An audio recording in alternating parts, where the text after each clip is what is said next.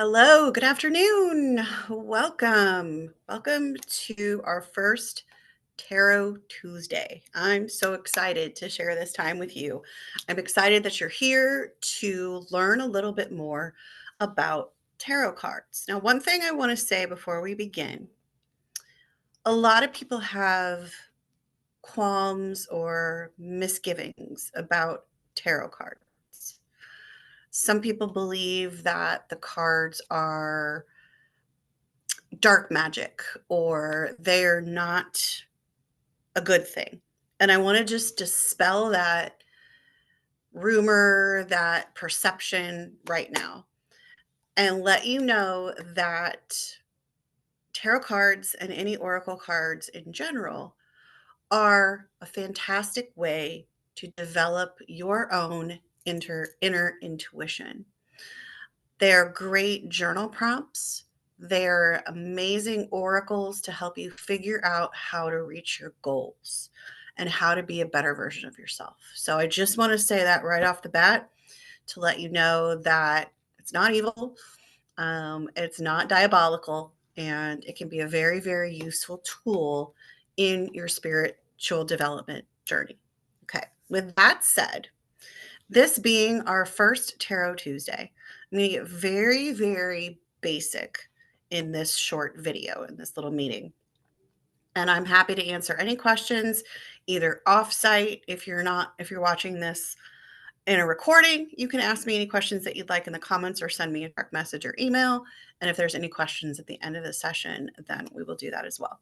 So first, I believe that you should have received the Beginner's Guide to Tarot that I created when you signed up for the class.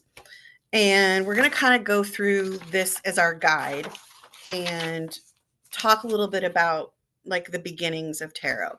But I'm not going to go through the whole guide because really it's meant for you to go through yourself and take out of it what you need. But the basics are very, very simple. And one of the things that I want to point out to begin with is the difference between tarot cards and oracle cards. Okay. Probably, if you're familiar with the cards in any way, you've probably heard of tarot cards. The most common tarot card deck there is that's been out there for many, many, many years is called the Rider Tarot Deck. Okay. This is very old school. This is very old, original artwork. It's beautiful and it tells a story, and we'll get into that in just a moment. But there are also other tarot cards that have become more modernized. One of my very favorites is the Light Seers Tarot Deck. And I'll point out the difference between the traditional tarot deck and the Light Seers as we go through this series.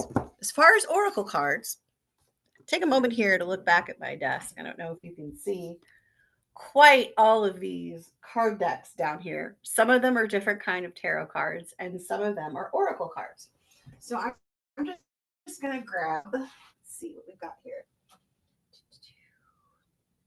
Let's grab the Animal Elders Oracle. So this is just an example of an oracle card deck. Oracle card is different from tarot, and here is how it's different. The tarot cards have 78, exactly 78 cards in them. And there are several sets. So they include the major arcana, the minor arcana. So the major arcana consists of 22 cards, and the minor arcana consists of 56 cards. They have a traditional meaning, and they're often used for more deeper, layered type of readings for people. So just as an example, let's see, this is a major arcana card, the Hierophant. A minor arcana card would be, let's say, the one of the Cups cards. Okay. And then your court cards are all your kings and your queens. So here, for example, is actually the Knight of Cups right there. Okay. So the difference between tarot and oracle is that oracle cards are very, very different. They range in different sizes and different themes. For example, the one that I got was animal elders. These offer a little bit more flexibility, so they're not as traditional, and you can use them if you have a certain theme. Okay, you want to get in touch with spirit guides, animal guides, etc. You can use an oracle card. They each have their own unique kind of guidance system, and it's a very accessible tool for more retrospective and intuitive tools for anything that you might have for personal insight. Okay. Now, which one is right for you? Which one is right for you in a reading with me, for example? That really is kind of up to you. If you love the structure and symbolism that runs through each of the tarot cards, go that route. If you prefer more free flowing and more specific messages, go with oracles. Now, a lot of times when I do readings, sometimes I will do both oracle and tarot in a reading. Okay. So the way the tarot deck is set up, as I said, you've got your major and your minor arcana cards. And your major arcanas, and this deck is actually, I had it organized the other day, but now I've kind of shuffled it up. So your major arcana cards consist of cards such as the moon, the sun, the Hierophant, as I showed you, the Empress. I'm just looking to see if one pops up here as I go through. The World, Justice, Judgment. Okay. Now, each of these cards in the major arcana have a meaning, and they also are, I would call them the prevailing opinion, like the elders, the real wisdom can be a part of those. And there are 4 suits in a tarot card, in a tarot card deck. I'm sorry. So as I pull here, let's say we've got the cups. The cups are represented. This is the Page of Cups. The cups are represented obviously by a cup. So they start with the page. I'm sorry, they start with the ace. I just pulled the page. They start with the ace, like a traditional card deck, and they go 1 through 10. And then they fall into page, knight, queen, and king. The cups represent intuition and emotion. The swords also do the same thing. Begin with the ace, 1 through 10, and then your page, knight, king, and queen. Your swords are a little bit more intellectual. You would think, and I'm going to pull out my specific notes here so we've got a little bit more information because I want to be as specific as I possibly can on this video with you. When you go to the swords,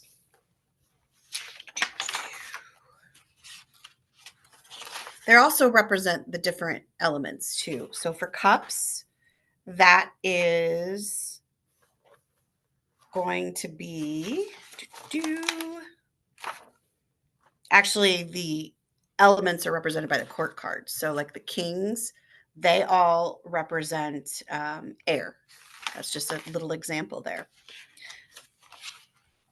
So for cups, for swords, cups is easy for me to remember because I'm such an emotional person. So I know that intuition and emotions and being very much of a Pisces is part of the cups. So as far as the swords represent, they're an air element. Okay. I'm just kind of showing you here the queen. They also represent clarity, mental agility. So being more focused on the mental aspects of things rather than the emotional, as the cups are, and being a master of our thoughts.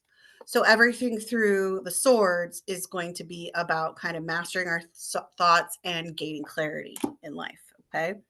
So then we move to the wands. I had a bunch of swords come here. Trying to find. I just had a wand. Where'd you go, Sir Wand? Let's see. Here we go. All right. So this is the Nine of Wands.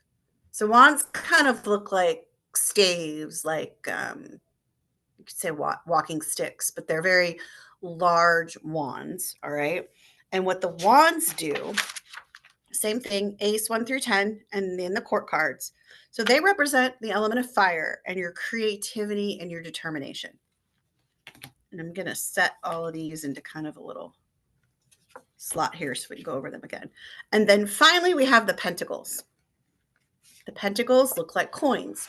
So as you would imagine, sorry, I don't know if the color is good. There we go. That's a little bit better.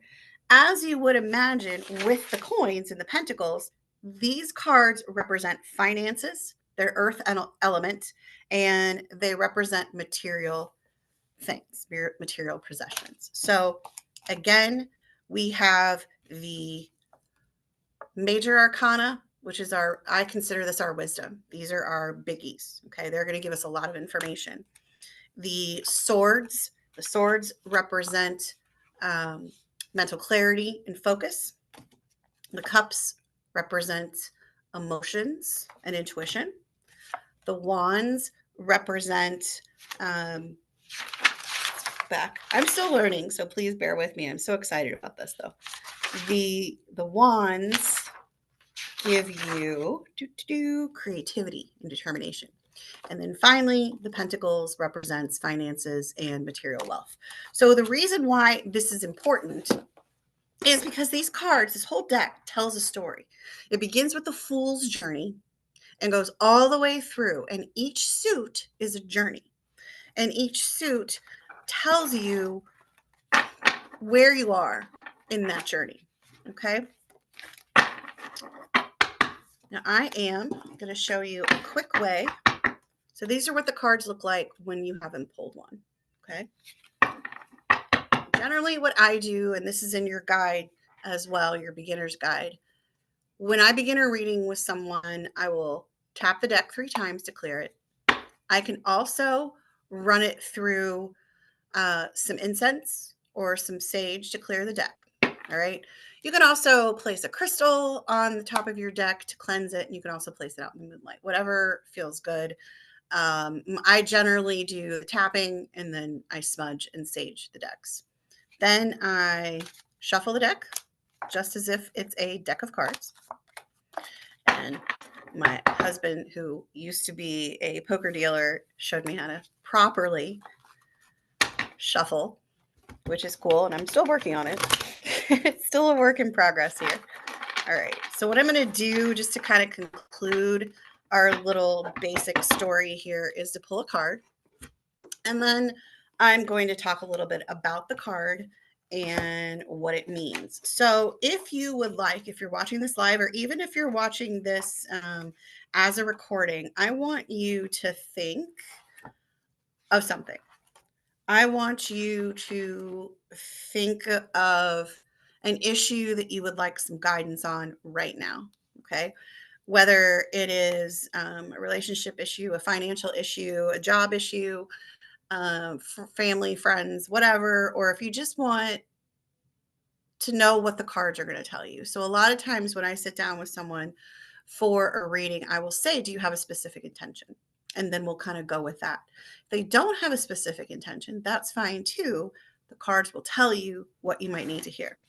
So I've just shuffled, prepared the cards. Generally, I kind of fan them out like this.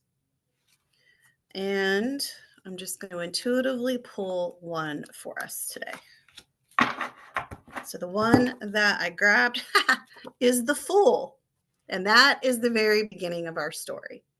So just for a moment, I want you to take a look at the imagery of this card. This guy is carefree. He is just living his best life. But he's also hanging out on the edge. He's having a great time, but he's kind of right near the edge of the cliff. One false step and he's done. So this represents risk taking. The Fool is beginning his journey through the tarot card deck and through whatever it is that he's trying to find. And the Fool will find this as he goes through his particular journey. Like I said, it represents risk. It also, there's an element of danger here. While he's having such a good time, he could step off the cliff at any moment. It also can represent new beginnings. When the tarot deck starts with the Fool, that is a new beginning. So there could be a time right now in your life where you're experiencing a new beginning. Perhaps it's a new job, a new relationship, or you're thinking it's time for a change. And this card is telling you, hey, it's okay, because sometimes you need to take risks in order to have that change be fulfilled. It also represents innocence and adventure. So, like I said, when I first pulled him up, he's having the time of his life. He just does not see anything else but happiness and wonder. And there's mixed with that the potential for danger. Anytime you go through a new beginning or you start something new, there is going to be a learning period or there's going to be an adjustment period. We've all had that happen in our lives. And this card is telling us, hey, it's okay. It is 1,000% okay for you to go forward with what it is that you want to do. Just be a little cautious. Understand that not everything plays out the way that you want it to right away. Okay. So that is the full beginning of the Fool's journey. And sometimes a card pull may not resonate with you at all, but it could down the line. Somewhere down the line, you might say, oh, shoot, I remember that card that Kate pulled, and I'm about ready to start this new beginning, this new journey. And now I understand what that card was telling me. So that's the basics. I'm going to show you real quick what the Light Seers Tarot looks like. And the reason I love this deck so much, and many of my friends in the tarot card reading world love it too, it's modern. It's not so traditional, but it's so beautiful. The artwork is gorgeous. So this, for example, is the Ace of Pentacles. The card artwork itself is absolutely beautiful. And it just gives a little bit of a different perspective. Definitely follows the traditional tarot line and story and the same card types with the major and minor arcana, and the court cards. But it's exciting. It's a little bit more beautiful to look at. So most of the time I will use the Light Seers, but if I'm just starting out with somebody and they've never had tarot read, I will generally use the traditional, and then we just kind of work together to see how we like that. Okay, so that wraps it up. I'm just going to check and see if there are any questions in the chat. Whoops, in the chat box right now. I just made it all smaller. So, all right, cool. Good. Thank you guys for being here. What we're going to do with Tarot Tuesdays is we're going to do this every 2 weeks. So our next Tarot Tuesday is going to be March 4th. I believe that's 2 weeks from today. Yes, it is. So I'm excited. Thank you. I'll be on this journey with you until we can get through a lot of stuff. We're going to get through the basics. Today was the basics. I think I would like to cover each suit, and each card in a different way, but we're also going to start doing readings as well. So we can do 1 card pulls on these sessions, or we can do 3 card pulls. 1 card is generally like, I have a question and I'd like to have it answered now. 3 cards are generally past, present, and future. What have I done? What am I doing? Where am I going? Those kind of things. And there's all different kinds of spreads that you can use. Today begins Pisces season, which is my season because I am a Pisces, and there are tarot spreads for that. So there's all kinds of things that we can do, and I think I'll probably do a Pisces tarot spread later on in the month of March. So thank you so much for being here. Again, if you're watching the recording, please be sure to ask me any questions by commenting on the recording or sending me an email or a direct message. If you're interested, if you don't already have the Beginner's Tarot Guide, please let me know and I will get it sent to you. I'm also going to link to a service that I offer, which is the 12-month card spread. So what I do with the 12-month card spread, and here we are almost at the end of February, but you can still do it because we can still go out. I mean, we literally do a year. And what I do is I will pull a card for each month for you and then create a plan, an intuitive plan for you, okay, personally. So if that's something you're interested, I will include the link for that. Please reach out with any questions you have, and I'm so happy you joined me today. Thank you so much and have a wonderful afternoon.